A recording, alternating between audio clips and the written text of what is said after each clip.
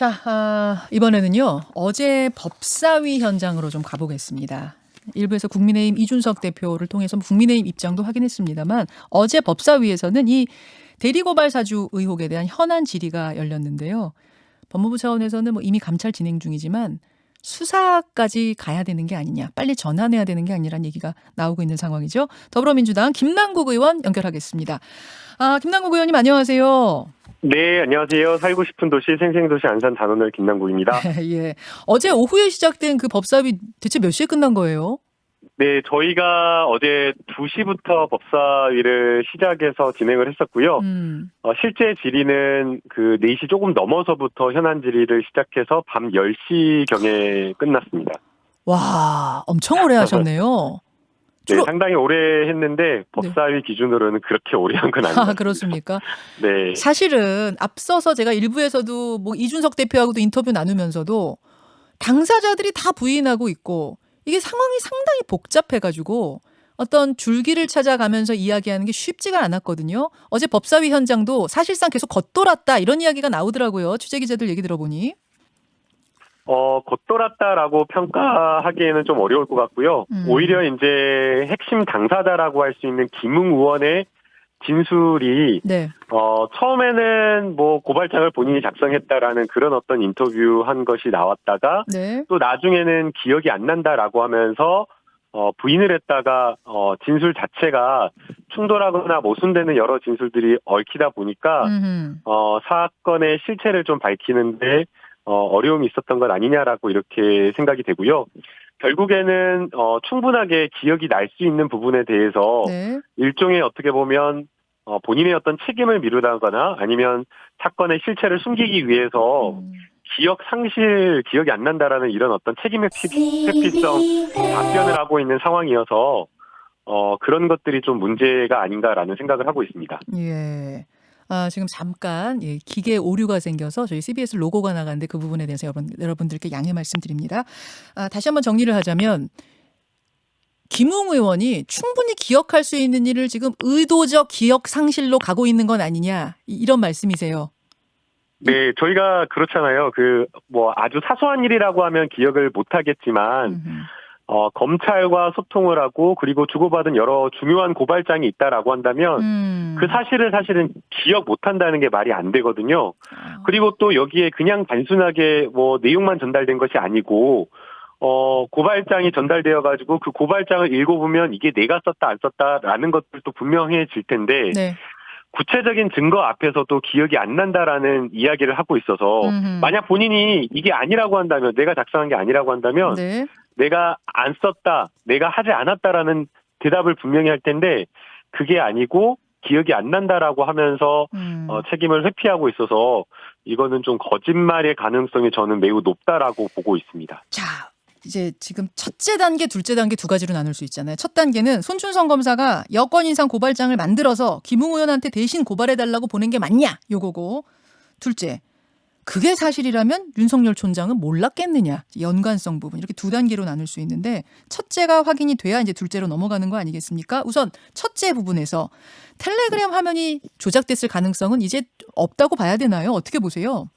그럴 가능성은 좀 굉장히 낮다라고 보이고요. 지금 김웅 의원이 보낸 텔레그램을 받은 화면을 캡처했다라고 이야기를 하고 있습니다. 그리고 이 취재 과정이 한 달 이상 걸렸다라고 하는데요. 만약 그게 조작되었고 거짓말이다라고 한다면 사실은 그 텔레그램을 보낸 사람이 김웅 의원이기 때문에 지금 김웅 의원은 누구한테 보냈는지 이미 제보자가 누군지 알고 있을 겁니다. 정치 공작이라고 한다면 이건 정말 중대한 대선을 앞두고 선거에 낙선을 목적으로 하는 공직선거법 위반의 중대 범죄이기 때문에 고발하면 될 일인데 고발하지 않고 미적거리면서 이런 식으로 하는 것 자체가 사실이 아니다라고 보이고요. 또 심지어 지금 윤석열 총장 측에서는 고발했는데 실제 고발까지 안 이루어졌다라고 하면서 엉뚱한 이야기를 하고 있는데요. 고발이 이루어지지 않았다고 하더라도 이것은 그것만으로도 직권남용 선거 관여로 굉장히 심각한 문제이고요. 지금 어제 KBS 보도 나온 것을 보면 실제 4개월 뒤에 고발이 되었는데 그 고발장 내용이나 이런 것들이 모두 다 똑같고 아주 사소한 표현이라든가 문구라든가 또는 그 시점 사이에 유튜브 조회수가 올라가지고 이러한 것만 차이가 있고 완전히 같은 고발장에 의해서 고발이 되었다라고 하고 있거든요. 예. 결국에는 윤석열 총장이 이야기하는 것들이 전부 다 사실이 아니라는 것이 드러났다라고 저는 생각이 됩니다. 자, 바로 지금 말씀하신 그 부분. 8월에 미래통합당이 최광욱 의원 등을 명예훼손 고발한 그 고발장. 이거는 팩트거든요.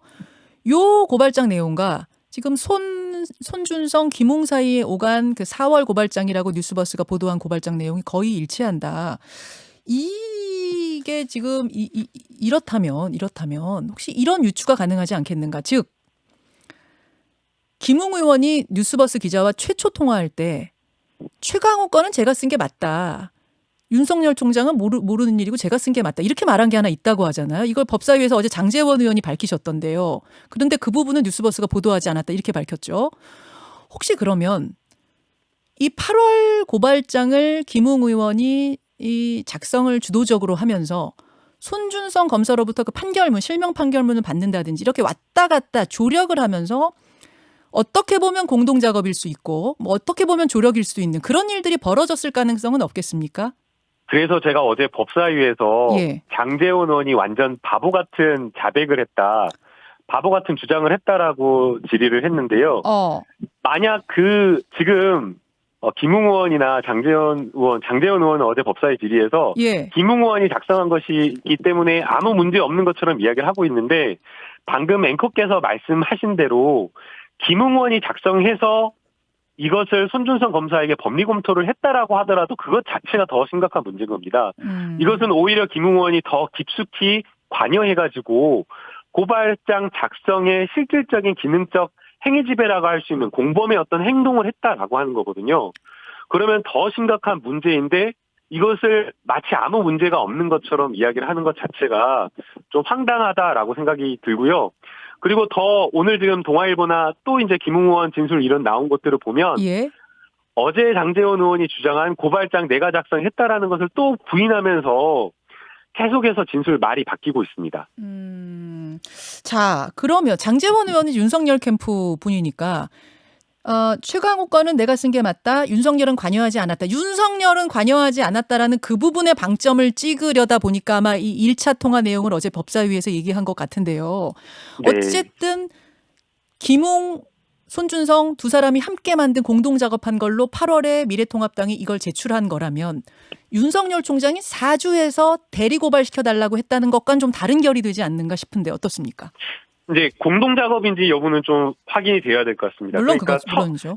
처음에 이 김웅 의원이 전화를 받았을 때 굉장히 좀 당황을 해서 그리고 네. 윤석열 전 총장이 관여하지 않았다라는 것을 소위 말해서 그쪽까지 올라가는 책임을 막기 위해서 본인이 거짓 진술을 하거나 당황해서 좀 실수로 말했을 가능성이 높거든요. 그리고 지금 전달된 어떤 그런 것들을 보면 손준성 보냄이라고 하는 어떤 텔레그램의 기능상의 어떤 표현이 나와 있기 때문에 실제 공동작업인지 이 부분은 좀 확인이 필요하다라고 생각이 들고요. 네. 그러나 지금 확인된 내용만 이게 정말 사실이라고 한다면 지금 현재로서는 검찰에 의해서 여러 가지 정보나 자료가 제공이 되고 심지어는 고발장까지 작성이 되어서 당시에 미래통합당에 전달이 되고 그리고 이제 그것에 의해서 실제 고발이 이루어졌기 때문에 뭐 직권 남용을 포함해서 또 선거 직전에 이루어진 여러 가지 야당 유력 정치인에 대한 고발 행위 사주이기 때문에 이것은 굉장히 좀 심각하고 중대한 문제라고 평가해야 될 것 같습니다. 만약입니다. 이건 다시 사실이라면 전제하에 지금 추정하는 겁니다만 김웅 의원이 주도적으로 작성하면서 손 검사에게 뭐 판결문도 좀 달라고 한다든지 뭐 왔다 갔다 이렇게 됐다면 예. 주도자가 미래통합당 김웅 의원이기 때문에 윤석열 총장은 진짜 모르고 있었을 수도 있지 않은가? 손 김 사이에 어떤 평소의 친분 관계에 의해서 그런 조력들이 이루어질 수도 있었던 거 아닌가? 이건 어떻게 생각하세요? 과잉충성이라고 좀 생각이 들고요. 그랬을 가능성은 좀 낮다고 보입니다. 저도 이제 지난해 선거를 치렀지만 선거 8일 전이면 너무 정신이 없습니다. 선거운동 하느라고. 그렇죠. 예, 그런데 그 상황 속에서 고발장을 차분하게 앉아서 작성하고 있고 남의 문제라고 할 수 있는 검찰총장의 사적 영역에 있는 뭐 사모의 여러 가지 비위와 관련된 범죄 혐의와 관련된 내용에 대해서 정보 수집하고 이거 상의하고 논의한다 이것 자체가 말이 안 되거든요.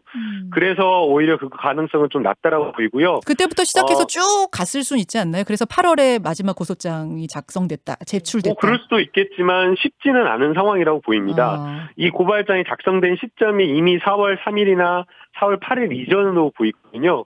그리고 지금 이걸 전달했다라고 하는 손준성 검사가 가지고 있는 직무나 직책이 네. 검찰총장의 귀와 눈이라고 할 수 있는 아주 핵심 측근 중에 측근 자리입니다. 예. 그래서 사실상 검찰총장의 지시 없이는 움직이지 않는 자리다라고 이야기를 하고 있거든요.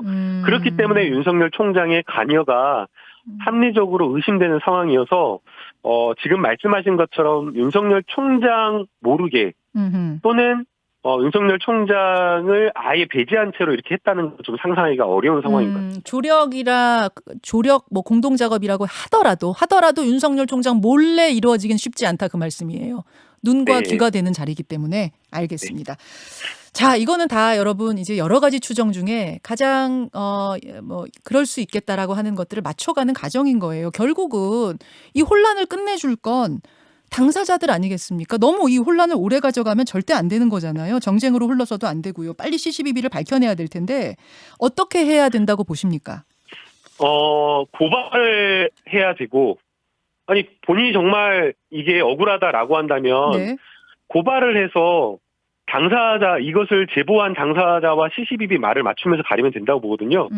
이 김웅 의원이 이것을 판결문을 누군가에게 전달을 했고 네. 또 그다음에 지금 이 국민의힘이 실제 이 고발장을 가지고 실제 고발까지 이루어진 상황이기 때문에 그 고발에 관여한 사람들 수사를 통해서 고발을 해서 수사를 하면 될 일입니다.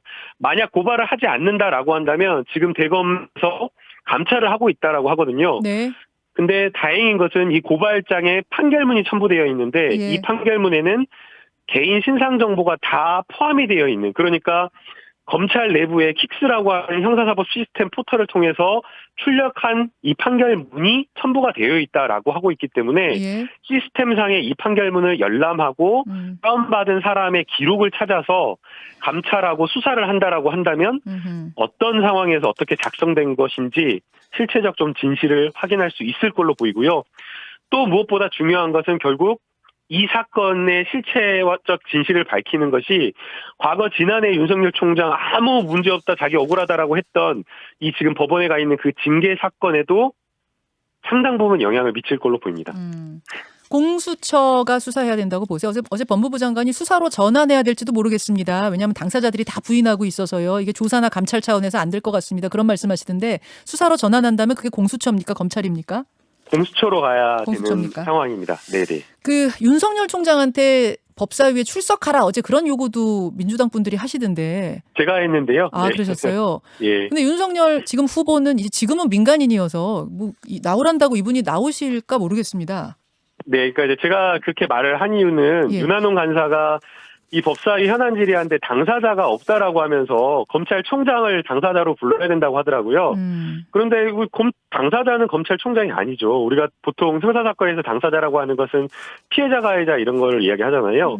만약 이 사건의 피해자 당사자를 당사자로 뭐 지목한다라고 하면 관여됐다라고 의심되는 국민의힘이 사실은 범죄의 공범이 될 수가 있기 때문에 국민의힘 의원들이 나와 있으면 당사자인 거고 그리고 그 자리에 최강욱 대표가 나와 있었기 때문에 피해자가 출석해 있는 거고 그리고 또 국민과 민주당 역시 선거와 관련된 개입 행위로 피해를 봤다라고 한다면 그 당사자가 될 수 있기 때문에 그래서? 당사자가 다 나와 있는 거고 정말 이 사건의 실체적 진실에 대해서 이야기를 해야 될 누군가 검찰총장이 필요하다면 전직 검찰의 총장인 윤석열 총장이 나오는 게 맞다라고 하면서 제가 그렇게 주장을 한 거였습니다. 알겠습니다.